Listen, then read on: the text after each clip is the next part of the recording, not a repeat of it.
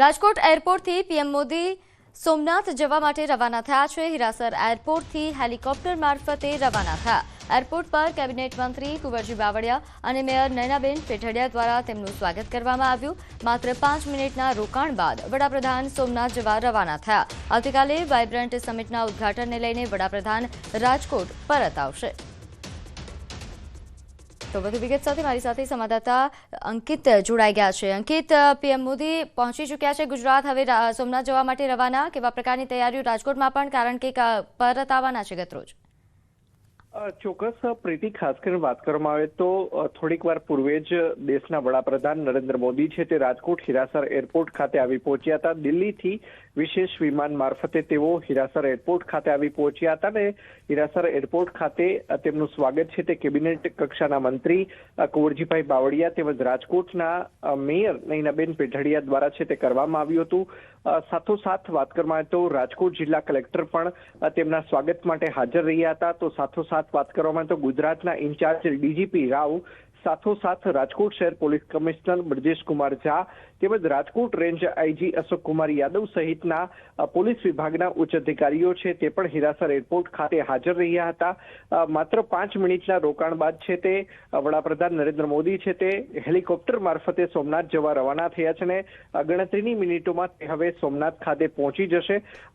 સોમનાથની વાત કરવામાં તો આજરોજ તેમજ આવતીકાલે તેઓ સોમનાથ સ્વાભિમાન પર્વની અંદર ભાગ લેવાના છે તેમજ આવતીકાલે બપોરે 1 કલાક અને 20 મિનિટ બાદ તેઓ સોમનાથથી રાજકોટના બેડી માર્કેટિંગ યાર્ડ ખાતે આવી પહોંચશે ને ત્યારબાદ બેડી માર્કેટિંગ યાર્ડથી મારવાડી યુનિવર્સિટી તેઓ રોડ માર્ગે જશે ને ત્યારબાદ તેઓ એક્ઝિબિશન જે છે તેનું નિરીક્ષણ કરશે ને ત્યારબાદ જે વાઇબ્રન્ટ સમિટ છે તેનું ઇનોગ્રેશન છે તે કરશે। જી આભાર માહિતી આપવા બદલ।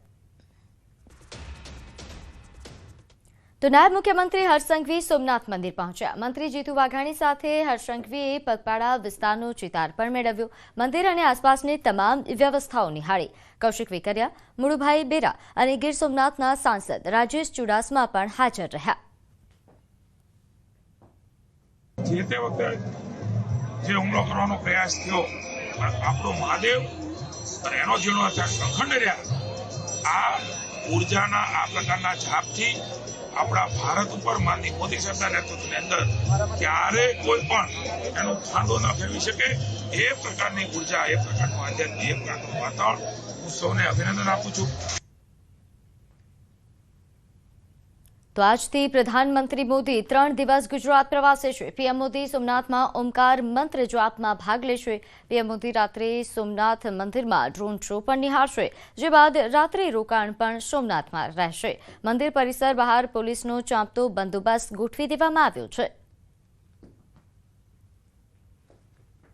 નરેન્દ્ર મોદી ગુજરાતના 3 દિવસના પ્રવાસે છે। તેમાં સૌથી પહેલા વાત કરીએ તો 2 દિવસ જે સોમનાથના દાદાના દર્શન જે છે તે અલગ અલગ કાર્યક્રમો છે તેમાં હાજરી આપશે।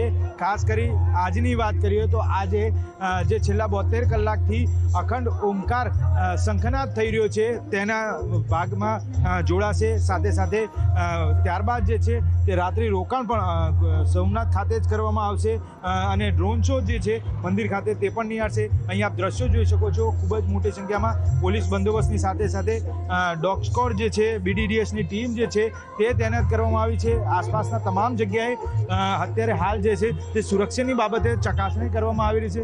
મહત્વનું છે કે જિલ્લાભરની પોલીસ સિવાય અન્ય બહારથી પણ પોલીસ જે છે તે સુરક્ષાના કાર્યો મંગાવવામાં આવી છે। પ્રધાનમંત્રી નરેન્દ્ર મોદી આજે 8 વાગે બરાબર સોમનાથ મંદિરના દર્શન આવશે અને ત્યારબાદ આ મંત્રો જાપ જે છે તેમાં ભાગ લેશે।